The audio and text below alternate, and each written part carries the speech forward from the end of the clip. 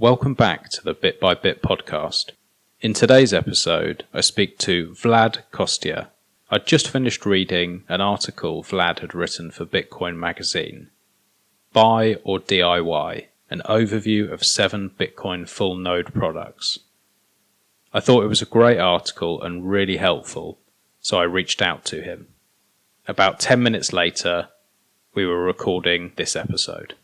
We had a great chat both before and after the recording, and I'd also like to say thank you to Vlad for the intro and outro music.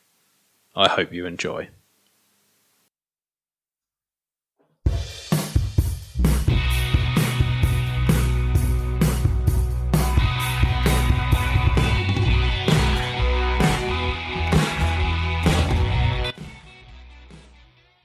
Hello, welcome to the Bit by Bit podcast, and I'm joined today by Vlad Costea. It was a complete last minute. I wrote to him, I'd read an article about Bitcoin nodes. I found it really helpful. I reached out to him and said, I'd love to interview you and have some more information and learn about what brought you into Bitcoin and what it is that we can learn about nodes and for my listeners so that they can get them set up. So here he is. Vlad, really nice to meet you. Thanks for jumping on and thanks for chatting with me. Yeah, this was very spontaneous. And Very. The first time I got a job in writing for Crypto Globe, that's the name of the publication, and it's based in London, England. It was something similar because I was having a conversation through emails with the editor-in-chief from Crypto Globe. And at some point he said, we should do like a call or something and talk. And he asked, when are you available? And I said, well, why don't we do it right now? We're exchanging emails and waiting for each other to reply. So why don't we just settle this in one spontaneous conversation? Yeah. And it turned out to be great. And in my experience, I think it's always best when you do something like this, which is unexpected and spontaneous. And you just project your momentarily energy onto something. Yeah, well, I think it's brilliant. And like I say, thanks very much for getting back to me and making it happen. So you worked in London. Was that recently or? 2 years ago, but I did not work in London per se. Okay. It was remotely. Have you been before to London? Yeah, I've been to London when I turned 23. So on my 23rd birthday, I visited London. And also, when did I go to London? Oh yeah, two years ago for the Crypto Compare conference, which took place in London. Okay. And I think it was the first of its kind. Crypto Compare, if you're not aware, is like a competitor of CoinMarketCap, except that they don't manipulate, prices as much.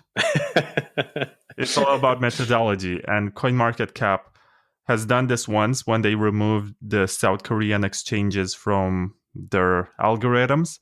And that meant that the prices crashed in their indicators. And there are lots of bots, lots of trading algorithms that use their API. So when they did that, automatically some people have lost money just because they have done that switch. And it's terrible sometimes. No, that's not good at all. You didn't come over to the recent one that was a couple of weeks back at the Advancing Bitcoin?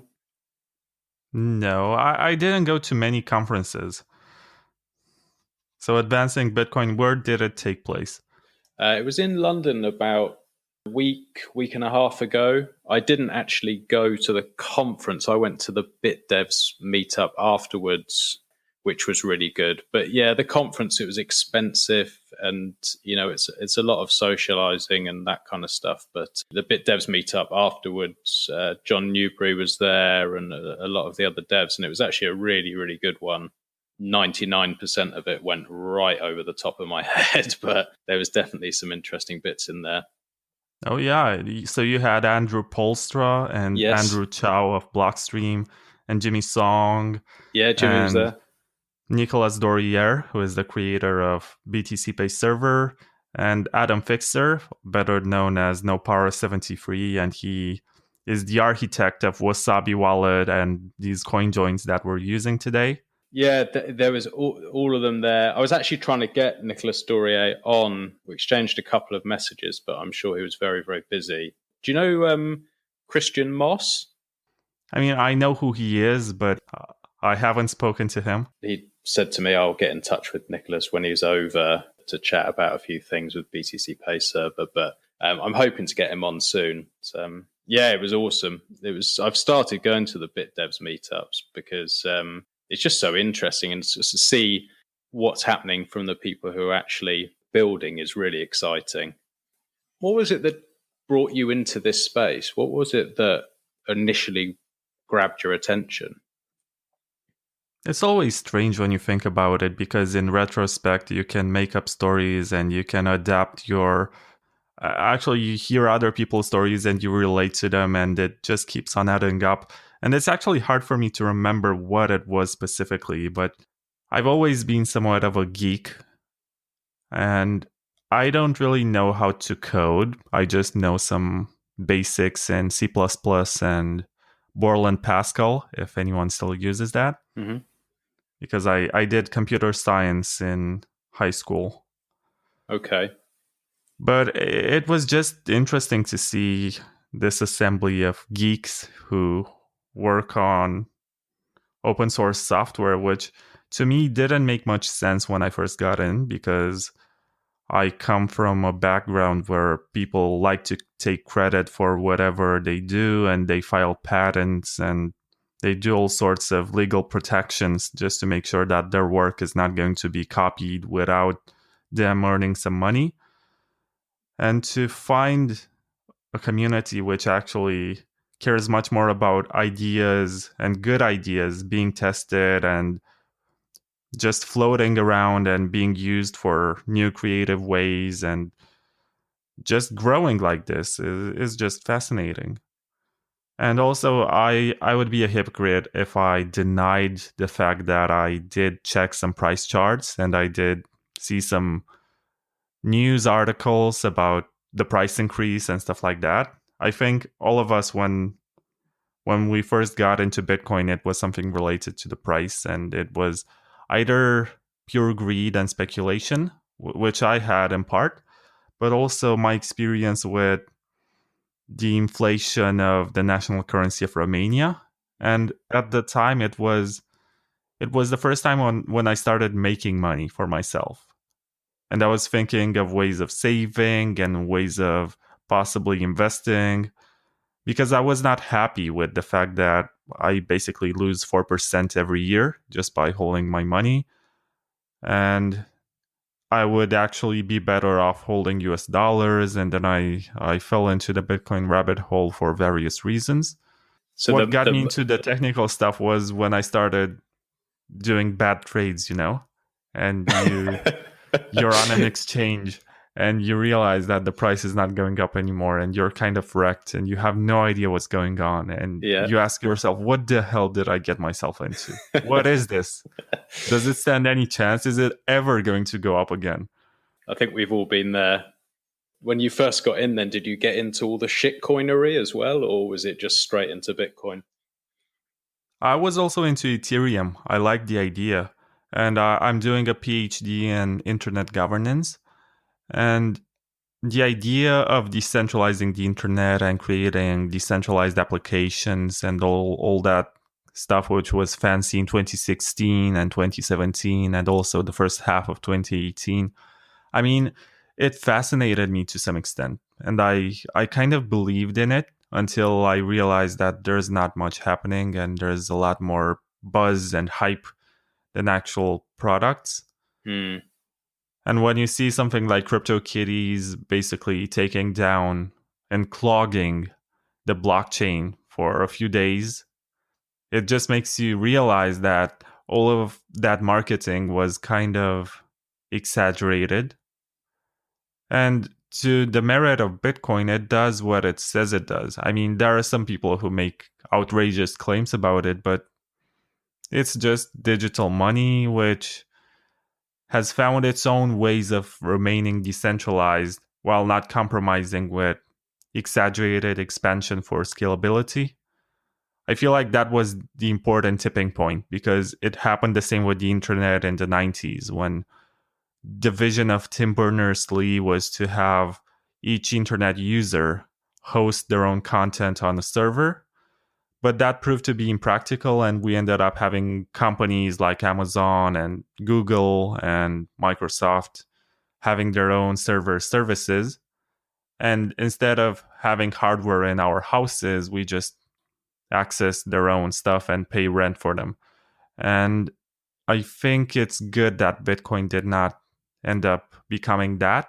And we can see another failed experiment. I mean, it's not failed yet, but it's failing with BSV and Bcash and stuff like that, which has basically server farms that do all the stuff, and people blindly trust in their honesty, and they don't verify their own transactions, they don't verify their own balance, they just use SPV wallets on their phones and believe that it's the right way of using it just because it scales.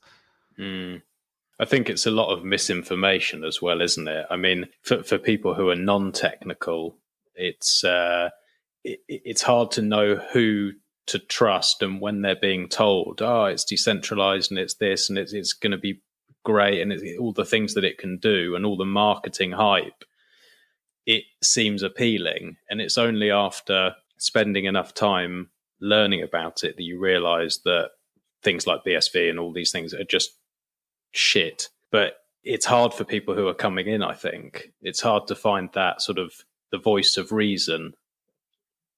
It takes some time. In the beginning, sometimes it's all up to the first person you meet in real life who is into this. And I think I was fortunate enough not to have to deal with people in person. It was just me finding sources on the internet. But when you have a friend who is into something and he comes up to you and says, "Oh, I found this really great stuff. You can upload anything on the blockchain by paying a fee. Why don't we put our pictures on the BSV blockchain because that's the future?" That's dumb.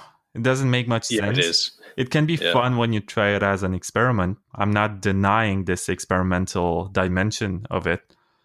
But at the same time, if you're looking into creating good money on the internet, then you actually need to have some powerful fundamentals.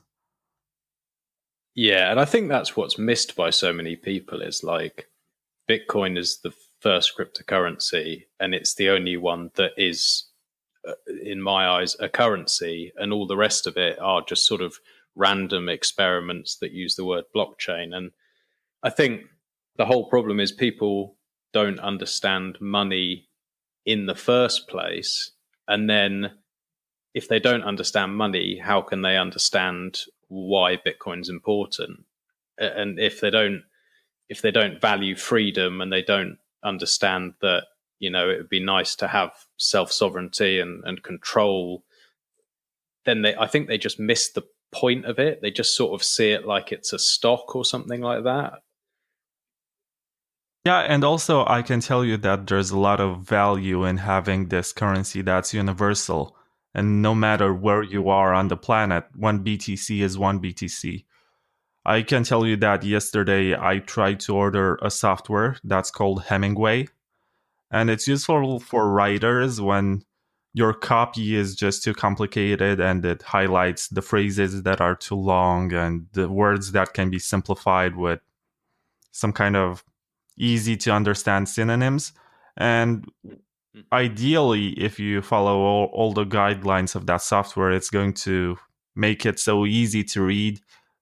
Like your text is going to be so easy to read that even a fifth grader will be able to understand what you have written in there. But I tried to get that, and it's like $20.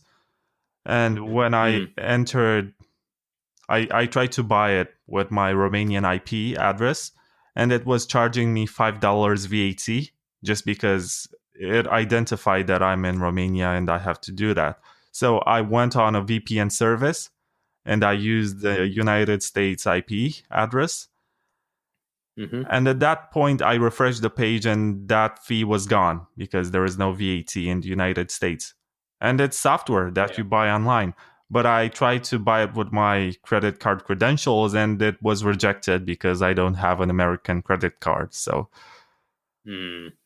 from this point of view, I think when you buy software online, it's very dumb to have to resort to this nation state extra taxation system if that software is pretty much the same no matter where you are in the world. It's just, Yes, that's crazy. yeah. It's crazy. It's trying to fit old rules onto something that is new. It just doesn't make sense. All the borders don't make sense for the internet. It's stupid. And it gets much worse than that because I follow what's going on with the internet just because I'm still doing this PhD that I hope to finish at some point because I'm already buying time. And I'm actually buying it because I have to pay tuition fee for each year when I have to continue. So I can tell you that there is this report by Freedom House that gets published every year, and it documents all the attacks on the freedom of the internet. And what's nice about it is that on their website, you have a map where you can check each country to see how free it actually is. And can you tell the most free country in terms of internet access? Can you guess it? The most free? Oh, I don't know. Maybe Norway? That's kind of close, but I mean, also geographically close, but that's not it. Sweden? Nah. I don't know then. Go on. If I remember correctly, it's Greenland. But let me check the map once again. So just to make sure it hasn't changed. I bet the UK is not all that free anymore. No, it's actually Iceland. Sorry, not Greenland. Iceland. Iceland. Okay. It has the best score of all, and the second best, I think, is Estonia. Right. Okay. I guessed Norway just because of NordVPN, and I know they had a lot of servers and things over there, so that was my guess. It's actually kind of shady what's going on with stuff like NordVPN. They got hacked in 2018, and we found out a year later, and now they want us to trust in them again. But I deleted my account and got a refund because I was using them, and I was really pissed off about that. And I don't know now who to use. I think ExpressVPN is the best for consumer needs, but it's also pretty expensive. You pay like $5 a month. Right. Well, it's worth it if it works. What I use right now is called Surfshark. It's a more inexpensive solution. It's like $2 a month. Okay. Has lots of servers, and even has this cool feature where I can see it's called multi-hop. You connect to basically 2 VPN servers at the same time in 2 different geographical positions. Okay. I'll check that out. I've written it down. I'll have a look. I need to get one. Yeah. And I spoke to Peter Todd during my podcast, and he said he uses, let me check again which one.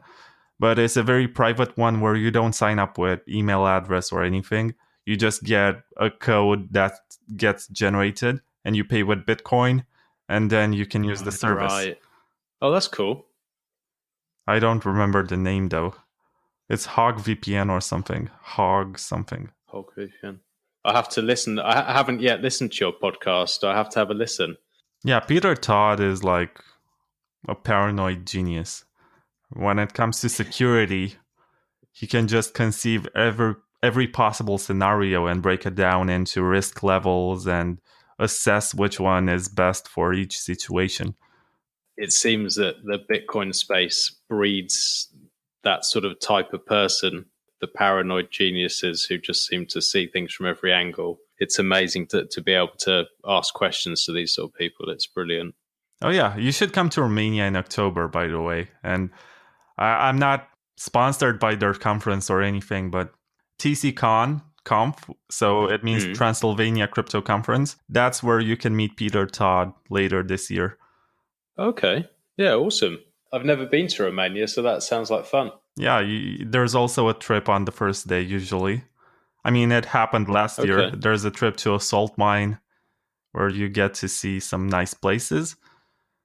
And last year we had Adam back, we had Tone Vase, and I mean, you can see in the pictures. I'm gonna send you the link on Yeah. Twitter.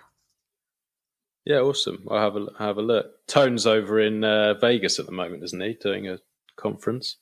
I don't know. He's all over the place, traveling all the time.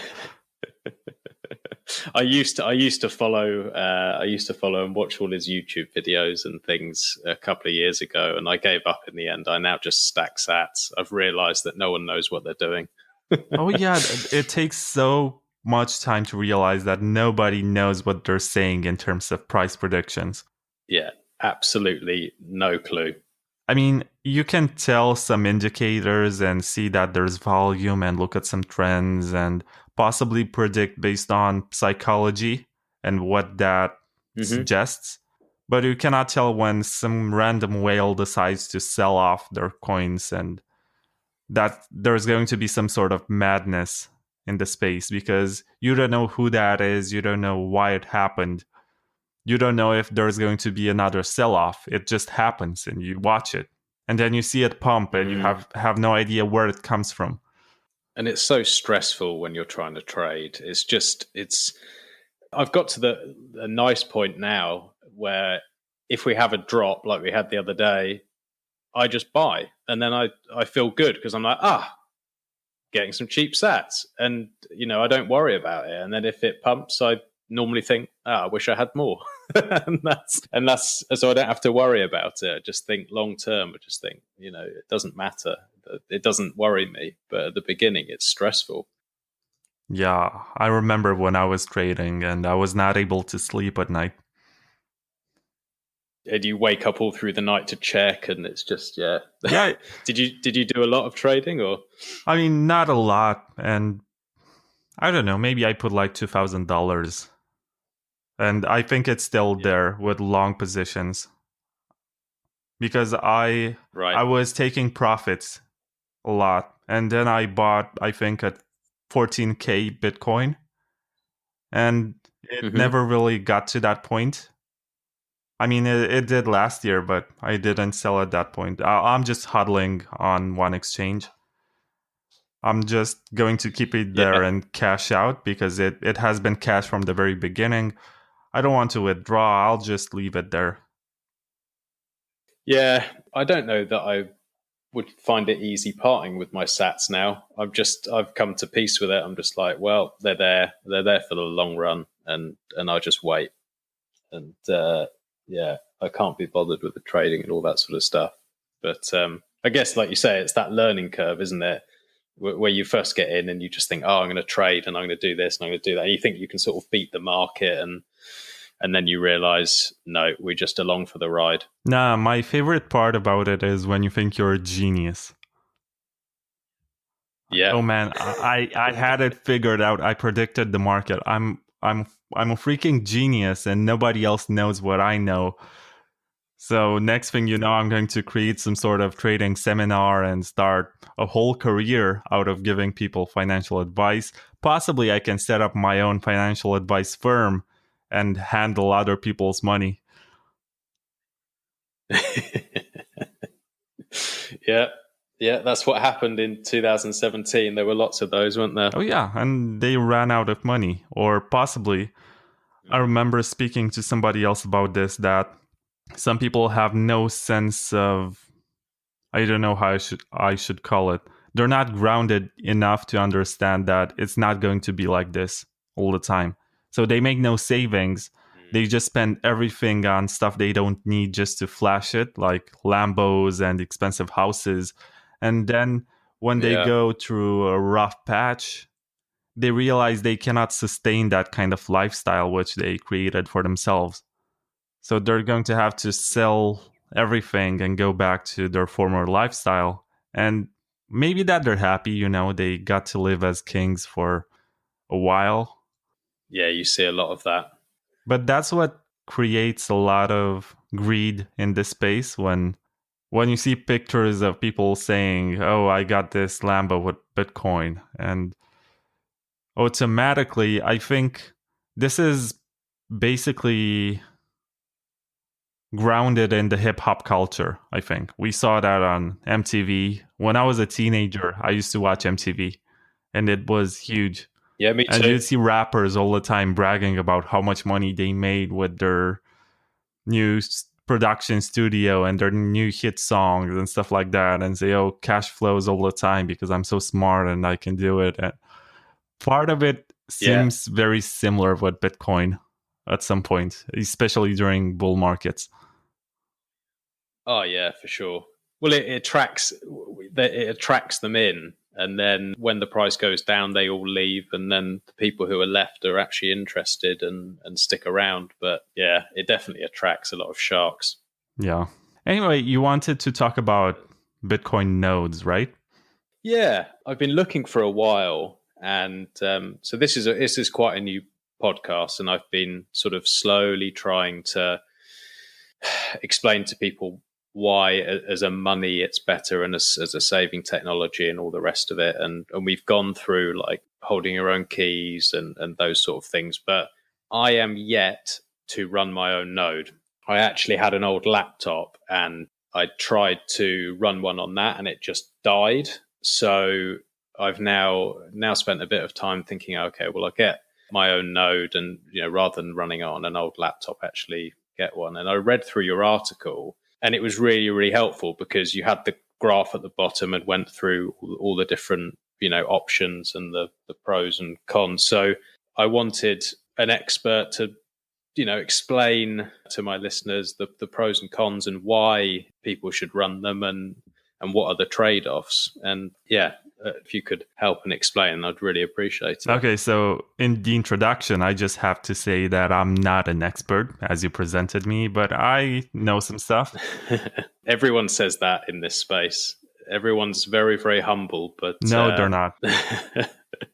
No? Just look at all the people on Twitter who pretend they know everything, and they project this kind of self-confidence that attracts lots of followers because they think, this guy has it figured out. He knows stuff. He knows how it works. So I'm going to follow him blindly because he never questions his own theories. And even when it happens that they're wrong, they double down and find some kind of way to work around it and make it look like they actually knew from the beginning, but at the same time they were testing their audience or stuff like that. Never mind.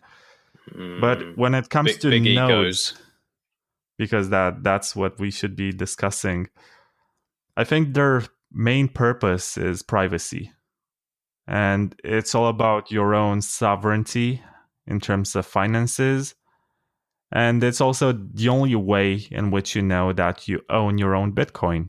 Because when you're running a mobile wallet, let's say something like Blockstream Green that's not connected to your full node, or Samurai that's not connected to your dojo, or let's say the worst possible wallet that you find in the App Store, but is very popular because it's the first one which shows up in searches, and that's the blockchain wallet from blockchain.com. It sucks. It makes you pay high fees. It doesn't really have lots of security, but it's very simple to use. So I can see the appeal. But when you use that one, you can never be sure that you actually own any Bitcoin. How can you actually verify that what you see on the screen is actually what you have? Yeah, you can't. You're trusting someone else. Yeah, you're trusting that you're connecting to somebody else's node, and there's your confirmation that you have these funds. But it can all be just one huge illusion that's designed by the wallet manufacturers. And I'm not saying that this is going to happen, but it can happen that they take away your funds and switch you to maybe something like the Bitcoin testnet, right?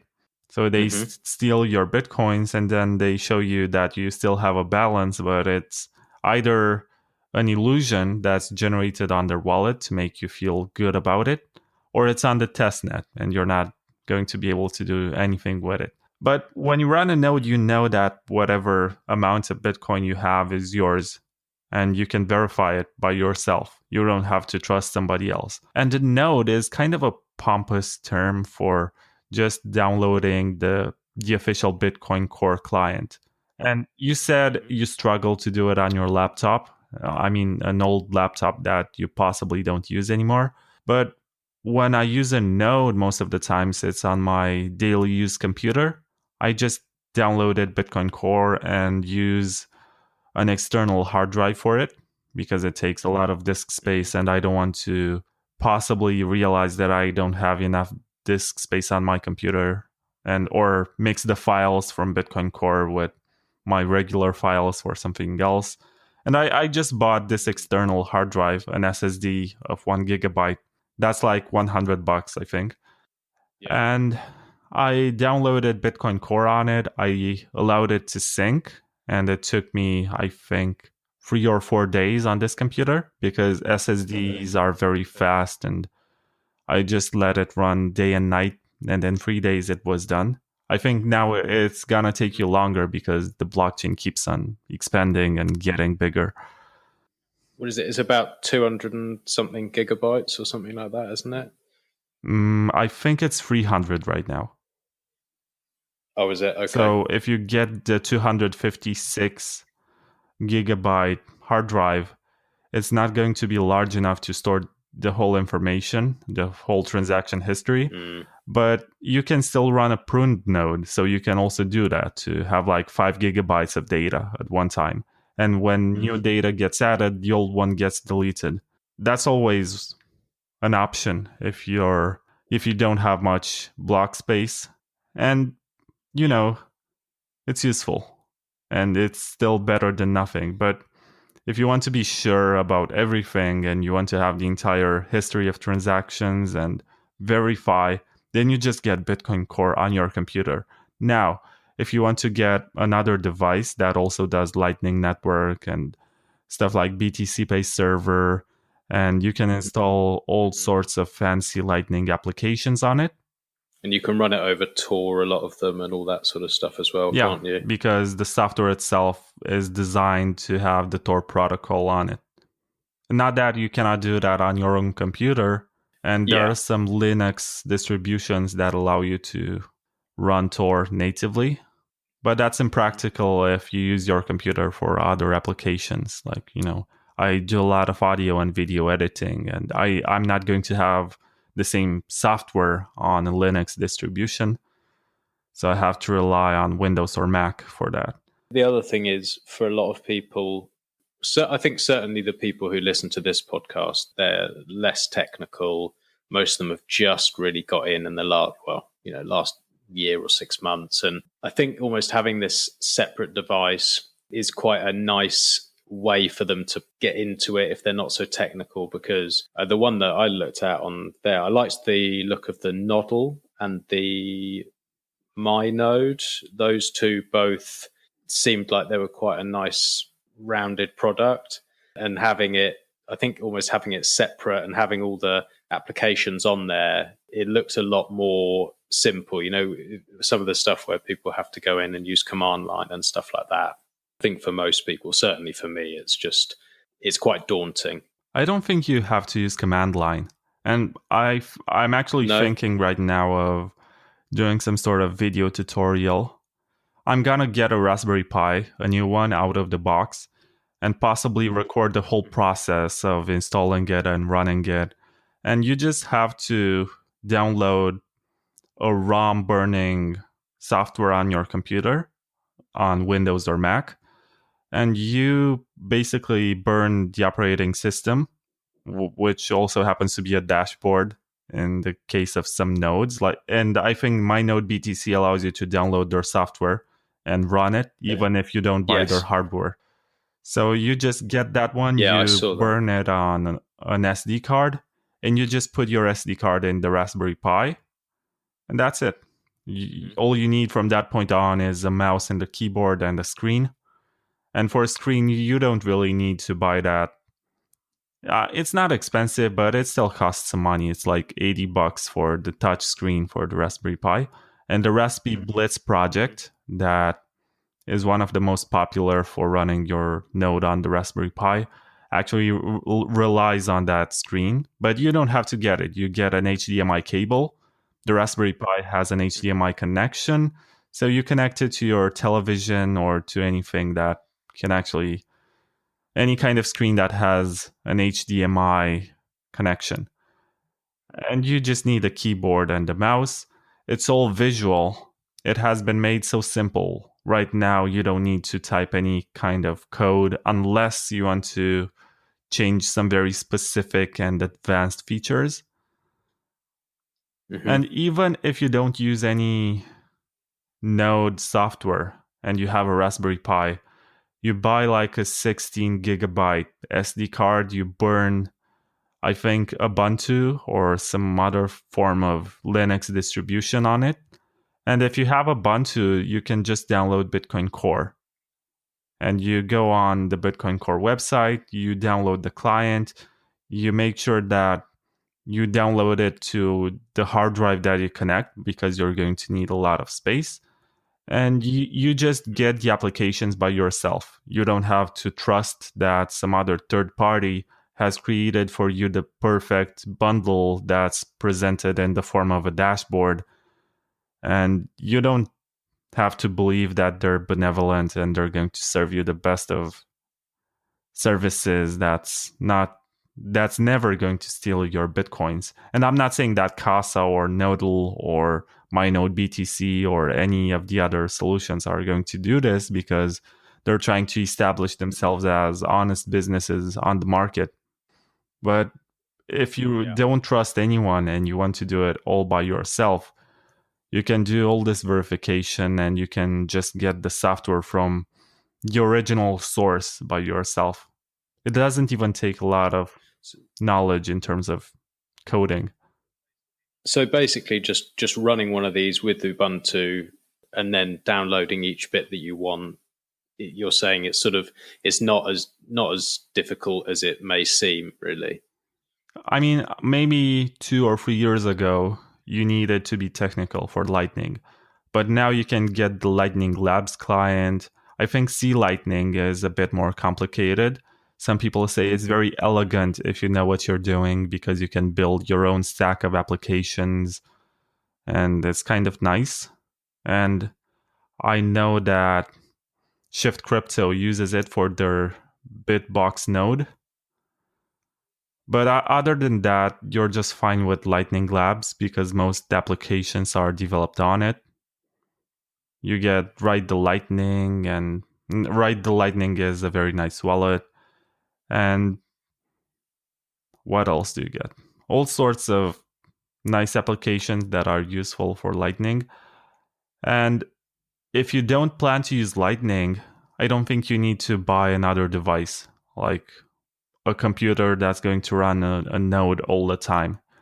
You just start your computer, you open your node, and that's enough if you just use the main chain. Okay.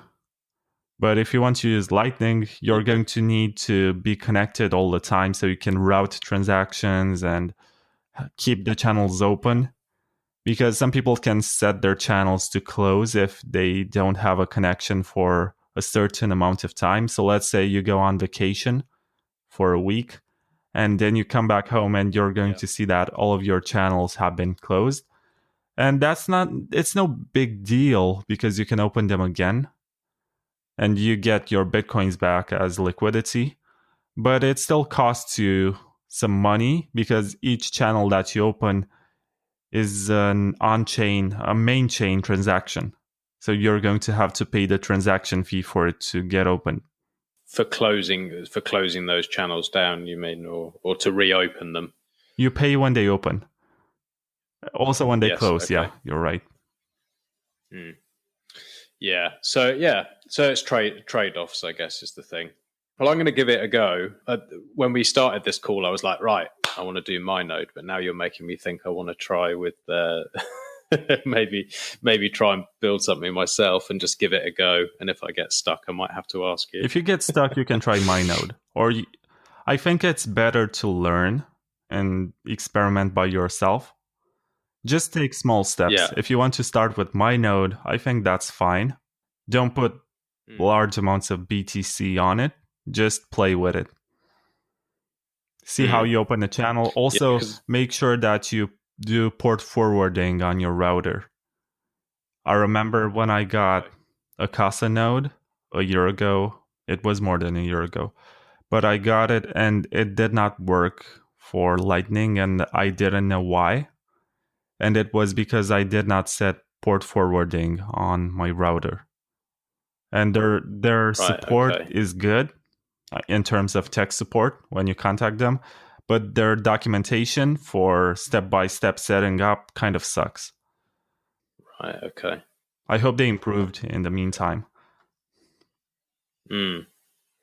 Yeah, all right. Well, I'll give that one a go because, like I say, I tried the Bitcoin Core one, and that just killed my computer. And I run a Mac, which for my everyday computer. So I could probably try doing something with that and just have, like you say, have a separate hardware for it or something like that. But yeah, if you don't want to put a lot of money in it, just buy an external hard drive of 1 terabyte or something and connect it to your computer, and you download Bitcoin Core to that one, and it will sync as time passes. Yeah. And you're going to see how it works. Yeah, 4 or 5 days or something. Yeah, you're going to see how it works, and that's actually educational. You can play with a full node, see the interface, then you go into settings and realize that you can back up the wallet and you can encrypt it and you can send messages and do that stuff. And in the preferences, you have something interesting that's going to fascinate newbies because you realize how UTXOs work. Because when you receive one payment, it's going to build one UTXO. Yes. And so for anyone who doesn't know, that's an unspent transaction output. Like I say, most of the listeners here aren't that technical. So if you explain it so in the sort of most simple way possible. So when you let me make a parallel with cash, I think. Your wallet, when you receive cash, has these pockets, right? So you put each 10-pound bill that you receive in one pocket, right? Not 10 pound, just any bill that you receive, you put it in a separate pocket. And when you spend it, you just want to reveal that you have the exact amount or an amount that is not much larger, because otherwise you're turning yourself into a target or something. People will know how much money you have, and it's more likely for you to get robbed or for people to attempt to rob you if they know that you're rich. Maybe that when you first start out, you're not going to have a lot of Bitcoin, so you don't have to worry about it, but it's still useful to learn early on so you know what you're doing. And in the Bitcoin Core client, you go into settings, and which one is it? In wallet, you just tick the box that's called enable coin control features. It's not called UTXO control, it's coin control. And then when you're on the send menu, you can actually pick from all the UTXOs that you have. UTXOs meaning like small pockets in your wallet where you have a certain amount. And let's say you want to buy something on Tom's Hardware or whatever for 0.1 BTC, and you have like 3 BTC in your wallet. If you don't enable coin control, then it's going to be a random UTXO, and you don't know which one, and sometimes it's a large one, and it reveals to the whole network that you hold that much money. So don't do it, just pick UTXO that's closest to the amount, larger than the amount, but still very close. And when you do... I see what you're saying. So it's like when you're opening that wallet, you're then showing, you're taking a small percentage out, but you're showing that person all the rest of what's in there rather than just taking from somewhere where they can't see the rest. So it's a privacy thing, really, is what you're saying. Yeah, I mean, Bitcoin is not private by design. When you send an amount, the rest of the network will be able to see how much you sent and to whom you sent it. And also, you're going to expose all of the other people from whom you have received, all the way to the moment when the coins have been minted into the network. So this entire history is available, and if you allow some people to associate your wallet with your identity, then they're going to know. I mean, they're not going to know, but it will be easier to find out with whom you're trading, with whom you're exchanging money. And that's not something that happens with cash. It would be like looking for fingerprints on the bills that you're using or the coins, the physical ones. Yeah. But when there are too many fingerprints, it gives you plausible deniability. I mean, maybe that you held $100 bill that you honestly used, but it ended up in the hands of some drug dealer, right? And the drug dealer got arrested. Yes. But the fact that the drug dealer had that bill doesn't mean that you're automatically his business associate. But with Bitcoin, you can see And the that's whole where, history, like, and Whirlpool that's kind of a problem because you see when one transaction happened, to whom it got sent. And if we all get forced to reveal our public keys, then it's going to be problematic. And that's why inventions like CoinJoin have appeared to mix similar amounts between holders so that it's hard to tell where it comes from.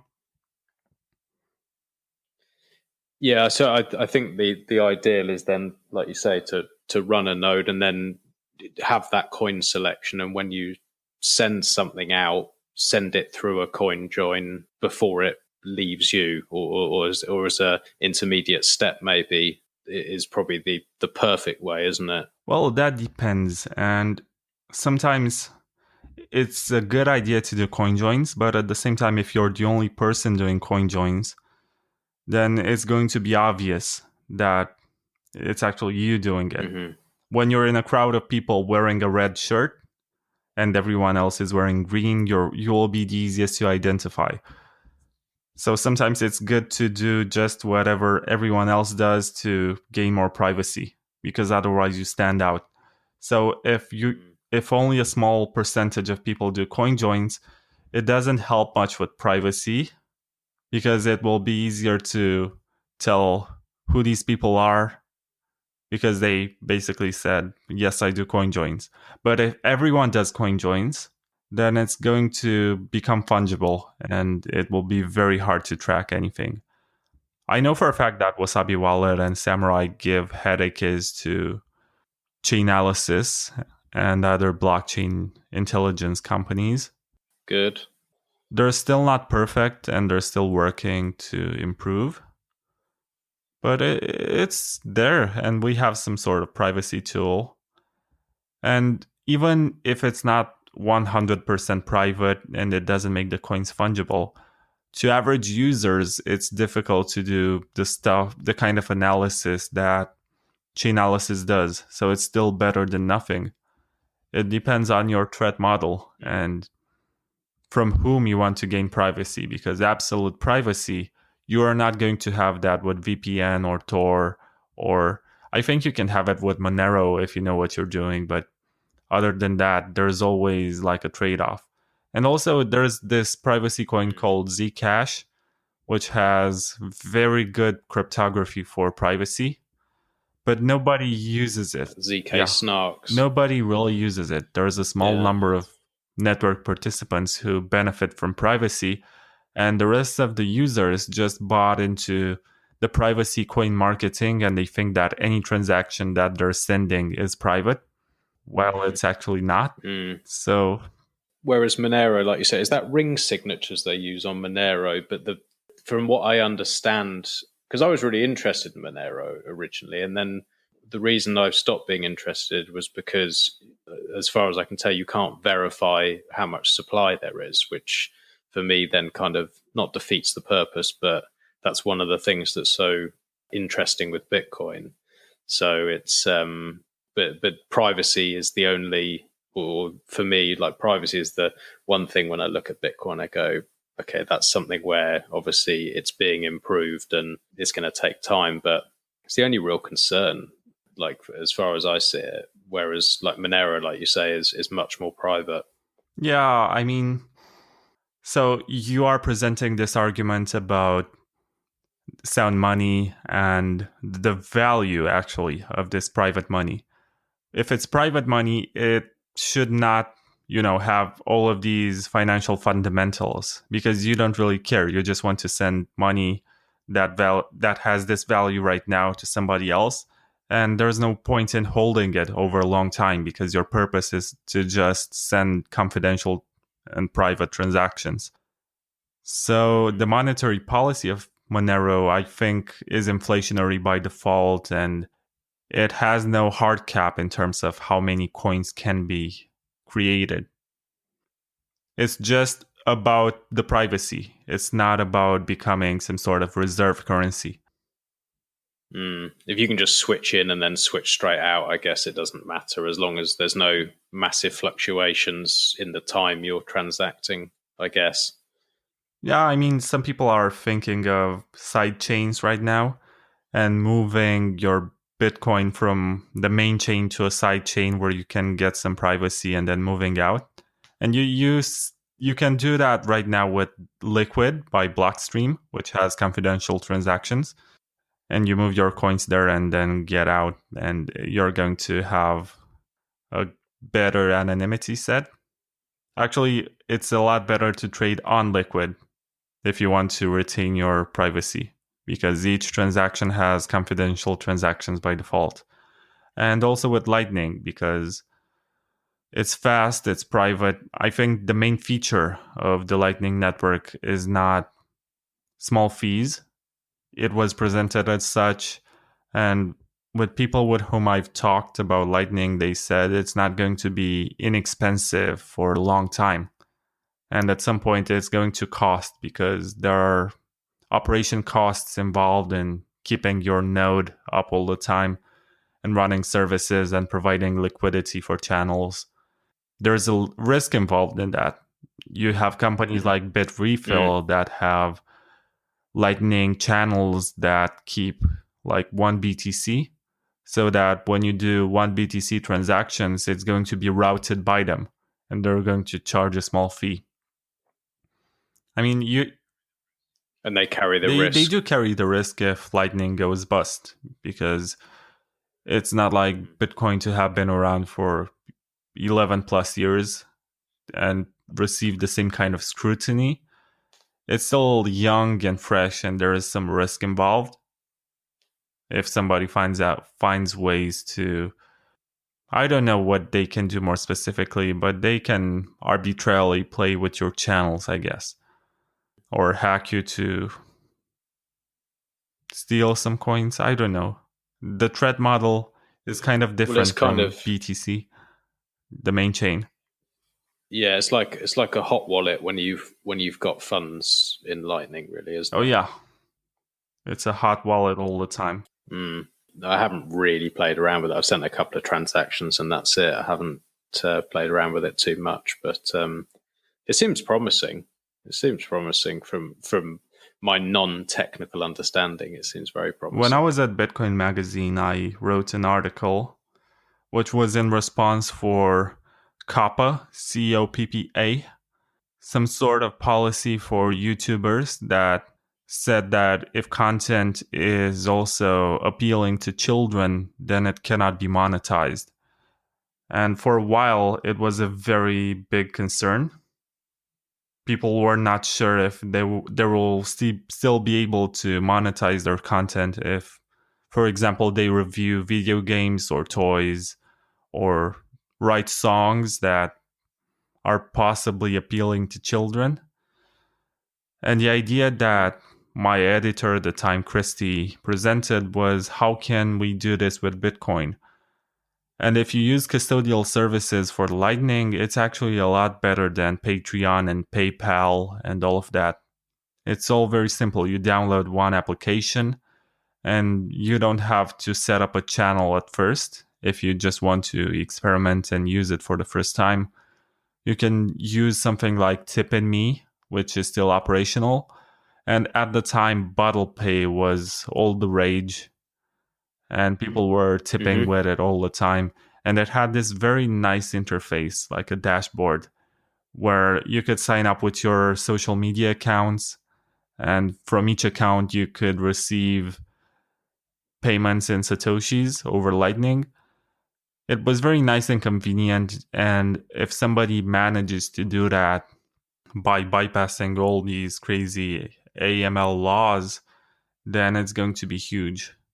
And the only way it can happen if it's a decentralized service where everybody runs their own, payment node or something like BTC Pay server. Mm. Are you optimistic? In general or about something specific? Well, it seems to me, I mean, we've only literally just started speaking, and from speaking to you the short amount of time that I have, it seems to me that you lean more towards a libertarian sort of open, free thinking kind of that's the way it strikes me. And correct me if I'm wrong, but it feels to me that you want to see a more open and free world, and that you, like I do, think that AML and KYC and all of this stuff is ridiculous. Do you feel positive about the future? Do you think we can rally against the way that the world's going? Or that's I guess the question. How positive do you feel that we can win, and that this stuff can become more usable to more people, and more people have more access, and that people can't have their accounts shut down, and people get more freedom? We can try, and if we fail, then we're going to have interesting conversations in jail. So what the hell? Yeah, I'll see you there. Just imagine if all of us became criminals and we were jailed. At least we would have the most interesting conversations ever, and we would have, reading clubs and... Yeah. That's true.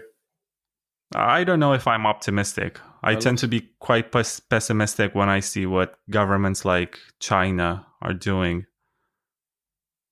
And it hurts me when I see that people don't really care about their privacy and they just share all types of information, because it also hurts you. Like, let's say that I care about the privacy of my phone number, right? And I don't want everyone to know it.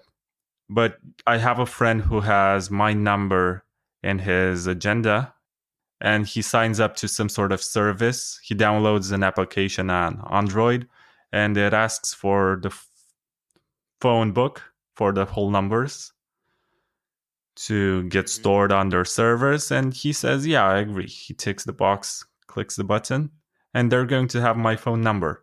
And if he also has me saved in the phone book with my full name, then it's no rocket science, really. Yeah, it is. It's scary. It is scary. But it, like you say, it's so hard and frustrating trying to explain to people. No one seems to care. I mean, you can explain to them that when they don't care about privacy, they hurt the people who actually need it the most. And it's not really criminals, it's people who are vulnerable, people who need privacy to basically survive or conduct activities that are healthy to themselves. And if they don't care about privacy, then why do they close the door when they go to the toilet? Or why do they pull the drapes when they undress? Yeah, or try asking them how much money's in their bank account and see if they want to answer that. Some people will answer that, and I'm having a lot of fun watching the American debates for presidency. And when they just brag about how much taxes they pay, like, this is the new type of virtue signaling, right? Yeah. It makes me feel sick. It's horrible. I mean, to you're watch. from Britain, right? And you have the Labour Party. You had Jeremy Corbyn, who was so popular among young people. He went on stage during, I think it was Reading Music Festival, right? And he was just applauded by all of these young people who go to music festivals. And that's unprecedented for British politicians. Yeah, it's worrying. It's really worrying. But yeah, I don't know how you get through to these people and explain to them My opinion is that most of these social problems come from the money. It comes from the money, and that a lot of the arguments that people are having about politics, really, the reason they're annoyed is because of the money. But trying to explain that to them is very, very difficult. And I think people like the idea of a socialist leaning because they don't understand where it ends, and that's the problem. They just they don't understand it, where it goes and what happens. Yeah. It's all delicate and it's complicated. I'm not saying that there is one right way of doing it or that everyone should agree with one idea. I kind of enjoy debating and finding contrarians and trying to find at least some kind of middle ground where we can both agree on something. But I come from a country that has a totalitarian history, and my parents grew up under communism. And it's not the communism that people think is a good idea, the ideological Marxist Leninist stuff, the one that was written in the late 19th century, early 20th century. It's all about control and having central power over everything. And basically, nobody, I mean, some issues were solved, and it's easy to manage money and do stuff when you have a centralization of power and resources. And we would be hypocritical if we did not give credit to all of these centralized systems that we had before and have built infrastructure on which we rely right now. You can think of the Yeah, monarchy that's in the fair. UK while it was still powerful, basically creating everything that is now a touristic monument for London and for other cities. Millions of people, pay for visits in London and they go to see stuff. And it makes the municipality money. So, yeah, there's that.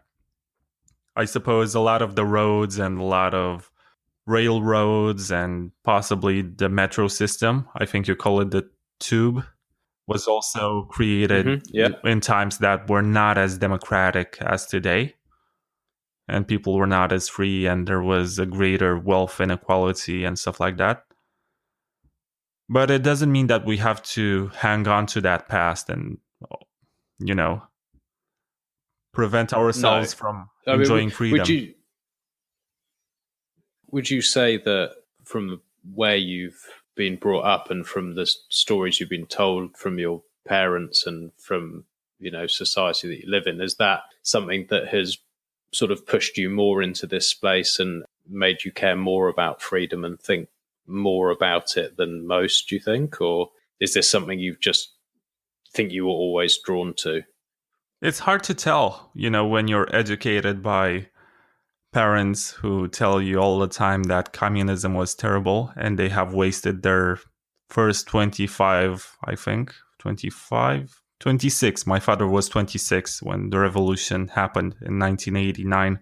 So when they wasted their youths and were educated by this type of ideology, first of all, it's hard to really change and have a different mindset. And secondly, it's hard to when you realize how great freedom actually is, it's hard to tell your young son anything like, oh, it was actually nice because we had money but we never had anything to buy with it. We all had savings accounts in banks, but there was nothing to do with them. We were isolated from the rest of the global economy, and everything was produced locally. The few imports were low quality, and you wouldn't even find essential stuff like food, clothes. I mean, you would find it, but you had to actually search. And when everything theoretically belongs to nobody and it's property of the state, and the state says it's property of the people, then you're going to create this type of incentive where people steal stuff from their workplace and they engage into barter. Mm. For example, a butcher would just get a few kilograms of meat and trade it for milk or for oil olive oil and stuff like that. People were doing this all the time, just trading different products to survive, because they would not find them easily in the shops, and you had these famous waiting lines that were starting at 4 or 5 in the morning, and you were just positioning yourself in line to wait and see if by the time you get to the counter and talk to the store clerk, there's going to be anything left for you to buy. I mean, people were going to like a meat store or something, and they knew they wanted to buy something but had no idea what, because they wouldn't know what's going to be available by the time they get in, unless they were first and could pick anything. I think that's hard for me to imagine. You know, living in England in the time that I do, it's just hard to imagine, and I think that's probably why trying to explain why freedom is so important and why we should have self-sovereignty, you know, to people, especially people in England, it's really difficult to explain to them, because they're like, well, everything's easy, you know, everything's fine. Like, you know, it's, you go to the shop and everything's there, and they don't see the sort of creeping change that's coming. And oh yeah, I forgot to say that we also had food cards. Not we as in myself, because I was born in 92, so 3 years after the system collapsed. But in the 80s, they created this system which only allowed one citizen, to only be allowed to purchase a limited amount of milk, sugar,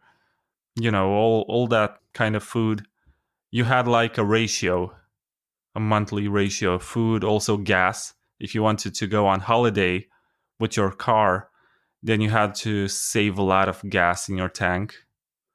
You had to use the stamps and keep adding it and not using it, basically, to add it up. Is that what you mean? Yeah, or when it comes to getting fuel, you would use your car a little less and just fill the tank when you're able to, and save it for your holidays. But even if you wanted to get a car, and there was only one type of car that you were able to get as a normal citizen, you had to deposit the entire amount in a bank account and then wait for 6 months to get approved, and then wait a few months more to have the car delivered to you. So it was like that. It's not like you went to a car dealership and you could get the car and it would become available. Was it the Lada Niva, was it? No, that was in Russia. Lada was actually kind of a luxury car in Romania. We had the Dacia. Really? I think you have Dacias right now, but they're made by Renault, the French builder. Yes.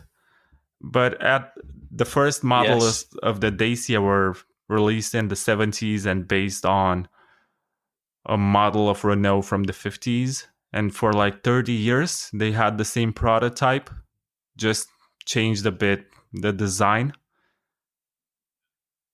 So aesthetically, it was a bit different, but under the hood, it was the same engine, same principles.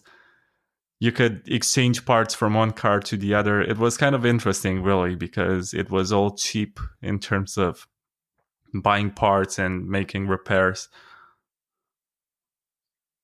Interesting. I never knew that. So just one car, and you wouldn't see anything else. I mean, you also had, it was called the Arrow, and it was a 4x4 car, like an SUV, but it was more generally used for the kind of work that required for you to have, you know, extra traction to carry more stuff. Okay. And we also had vans and stuff like that were also made. But why the hell would you buy an SUV when you had a limited ratio of gas that you could use?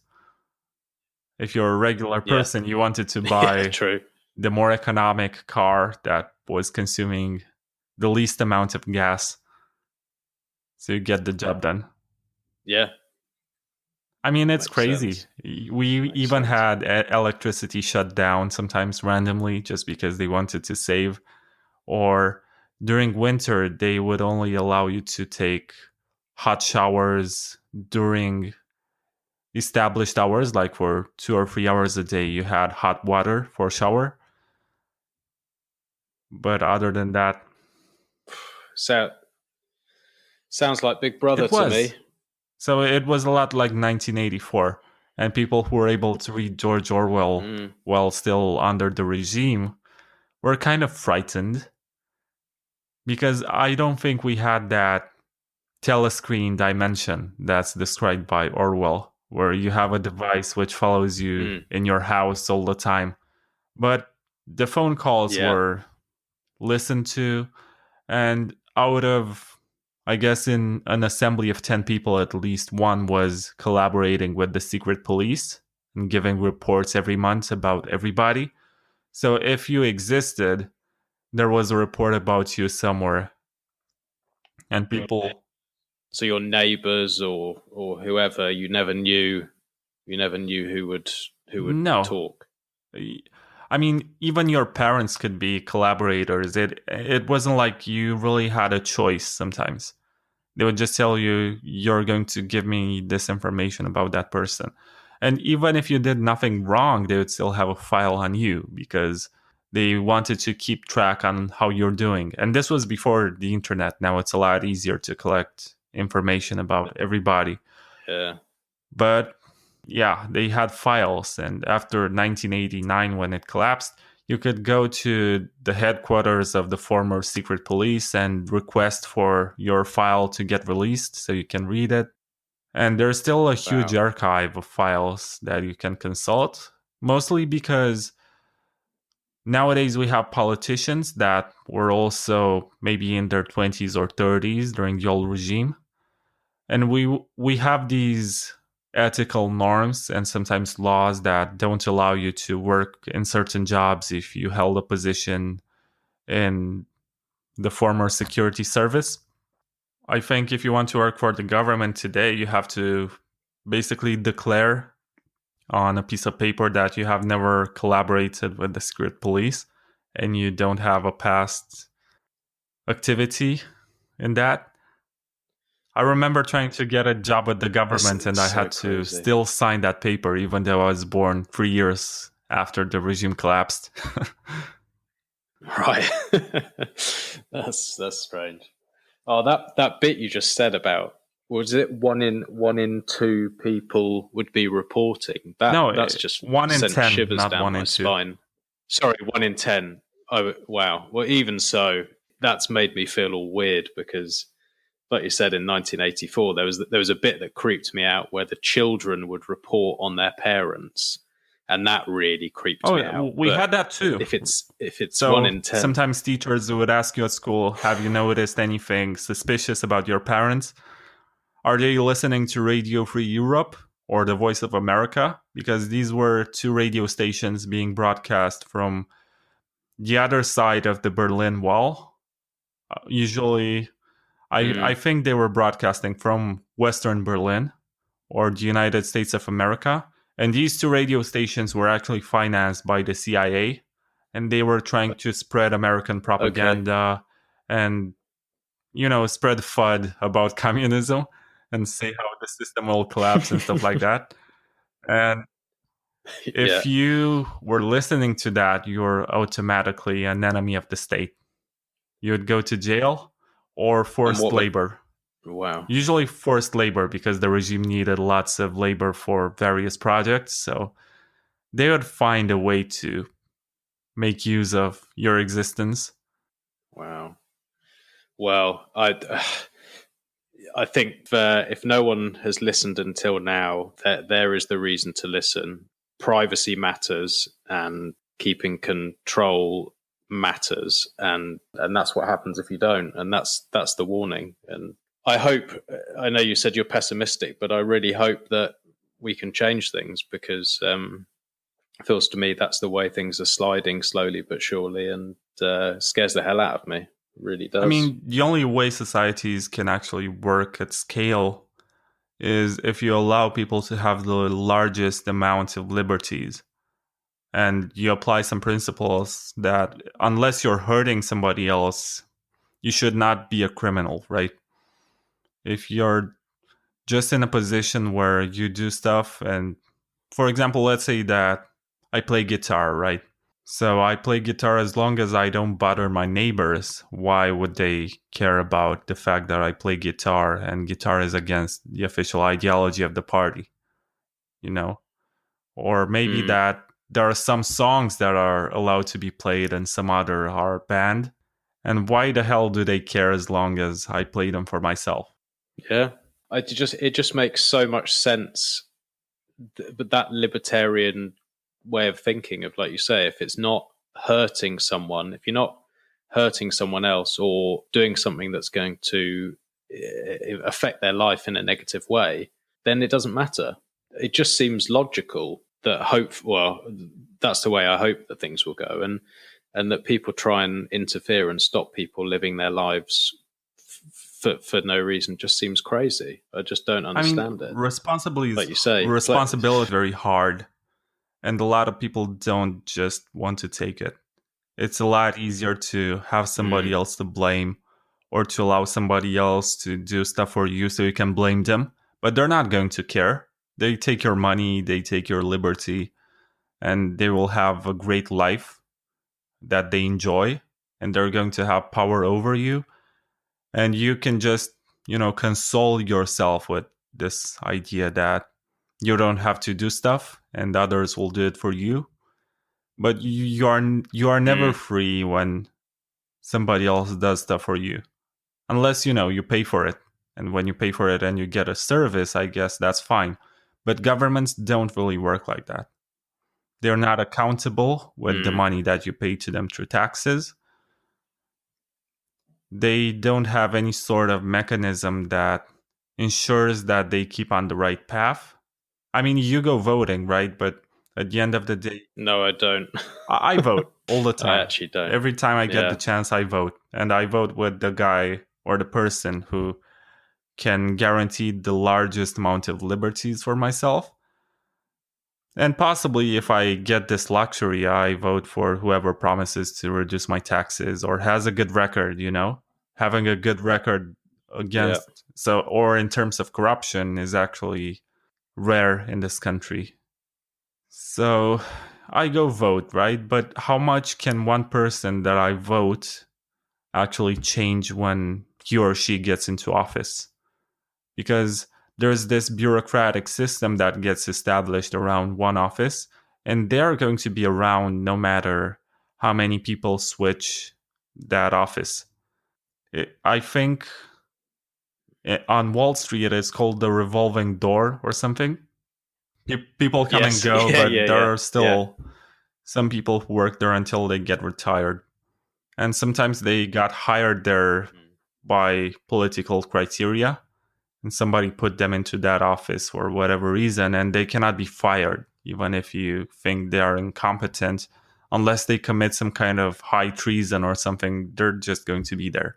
Yeah. Well, what's your thoughts on? I'm just conscious on. I don't want to take too much of your time, but just had a final question, which again is about whether we can make this work. If Bitcoin was to survive for the next, call it 20 years, and if more and more people see the value in this system and more people run their own nodes and sort of live by the ethos that people are trying to explain and trying to say, take control of your money. And if that takes enough money from the system and it starves the system, do you think that we can have a world where government, even if it's still there in some way, it loses most of its power because it can't fund itself anymore? Do you see that as a possibility, or is this a dream, or is it something that do you think can be reality? I mean, let's be pragmatic and look at the current state of affairs. I don't think right now it's going to happen in 5-10 years. But if more development happens and more people adopt it, and it's a possibility, let's get there. Let's see how we do in the first 5 years and then 10 years and stuff like that. Let's take small steps. I don't really want to think of this situation where we have a new social contract and a new beginning with everything. I like to think that at the end of the day, we will only make our own governments more accountable, and we will be more collaborative and more open, and they will be more open with decision making, because with sound money that cannot be confiscated and cannot be taxed by them whenever they want, all they have is force, right? But when they imprison you, they still don't get your money. And their purpose is not to imprison everybody, which is also costly, but to get money to function.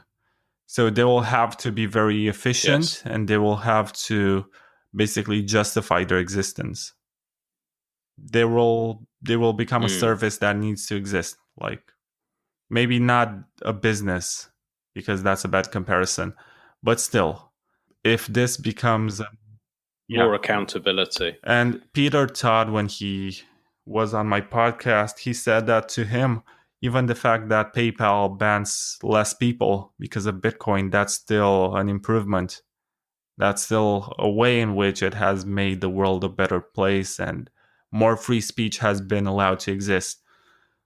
So yeah, there are lots of predictions, and there are a lot of people in this space who project their ideology onto Bitcoin. But at the end of the day, I think we should just treat it as money. It's not the answer to all the problems in the world, and it's not the path to happiness. And I don't know that because I don't have a lot of Bitcoin, but maybe if I had, and I was living in a mansion with a Lambo, and I didn't have any reason to care about anything else regarding money for the rest of my life, then my mindset would have been different. But I still don't think that our human problems are solved by any kind of government or any type of money. It's all about learning to understand each other. It's all about ethics in the end.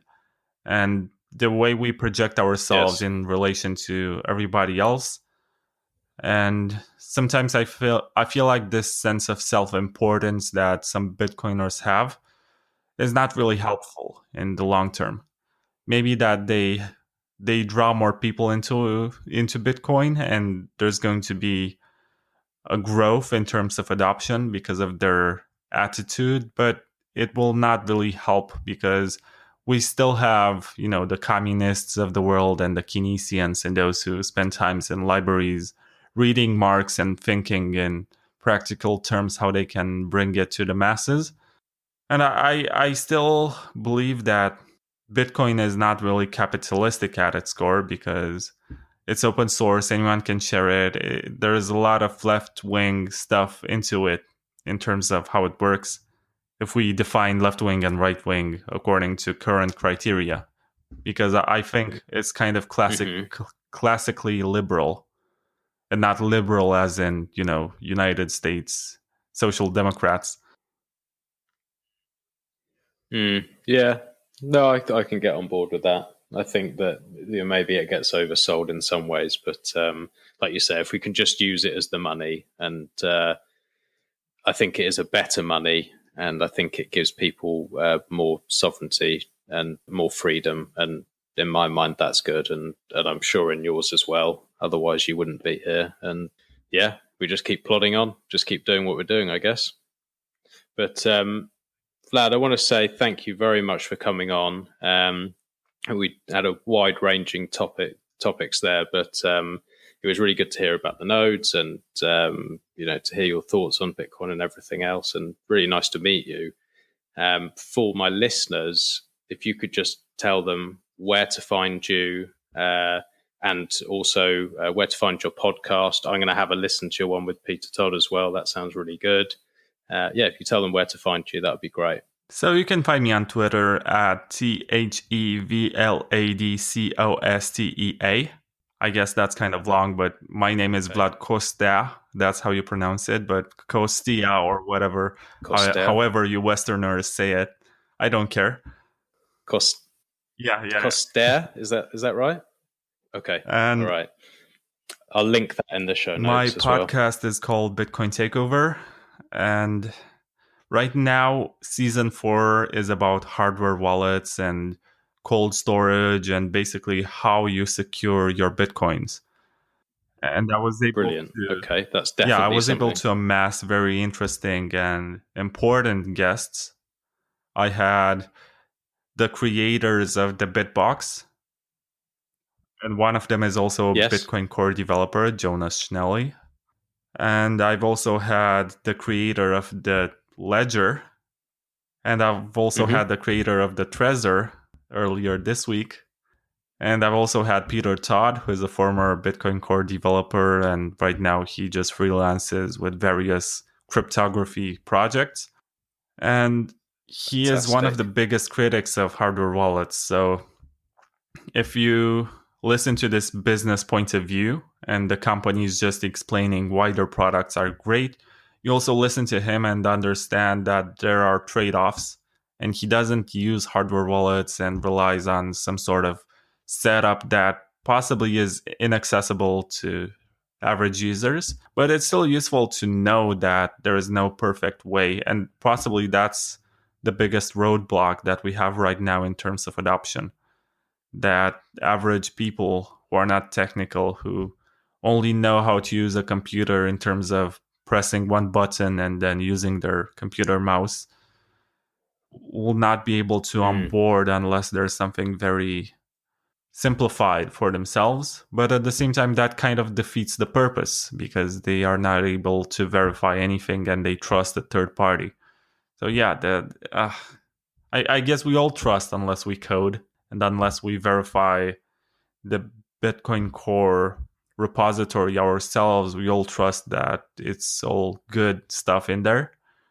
Yeah, it's where you draw the line, I suppose, isn't it? It's otherwise it's never ending. But I mean, I use hardware wallets, but I'm not the most hugely technical person, and they've worked for me. But things like Glacier Protocol and all these sort of things, I think it's above and beyond what most users are ever going to manage. Yeah, I mean, I always suggest to people hardware wallets, and I'd say to my listeners now, go across and have a listen to the podcast, listen to the guys from Ledger and Trezor and everyone on the Bitcoin takeover, because I'm sure you'll learn a lot.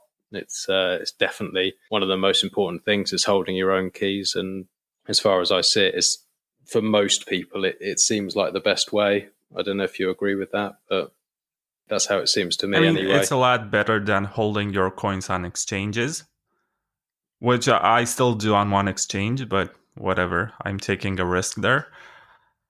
But Yeah. it's also a lot better than using hot wallets that are permanently connected to the internet. It's not a form of cold storage because hardware wallets still get connected to your computer, but it's the best hybrid of security and some degree of Mm. privacy. It depends on whether or not you're running your own node and you use that node when you interact with your hardware wallet. But other than that, it's great. What about PSBT on the cold cards? Is that sort of you don't have to technically connect it then to the computer? I mean, I like that. And I think it's a good idea. But if you think about it, you're still connecting to the computer because you use an SD Yeah, card. I suppose. So you just eliminate the need for a cable that gets connected to your computer. So maybe that your computer will not see a new device that you have connected in your USB and will see just a random SD card that just was put in there. So possibly that's a security Mm, benefit. But other than that, it's not like pure cold storage, you know? mm, mm. Well, something to think about. But yeah, like I say, I definitely suggest anyone go and have a listen to those interviews. I'm going to after this. And yeah, once again, thank you so much for coming on and chatting. It's been really nice to speak to you. And yeah, really helpful your information you've given on the nodes, and I'll be cracking on and trying to set one up. And if you don't mind, I might have to reach out if I get stuck and just ask your advice. But yeah, thank you very Yeah, much. It's you're been welcome. great. And I guess in the future, I mean, after my birthday, when I'm getting a new Raspberry Pi, I'll try to do some sort of video tutorials and record the whole process from purchasing a new Raspberry Pi to running your node on it. Awesome. Okay. All right. Brilliant. Well, I'll stop the recording there, and thank you once again. Let me play this as my closing note. Yeah, go on.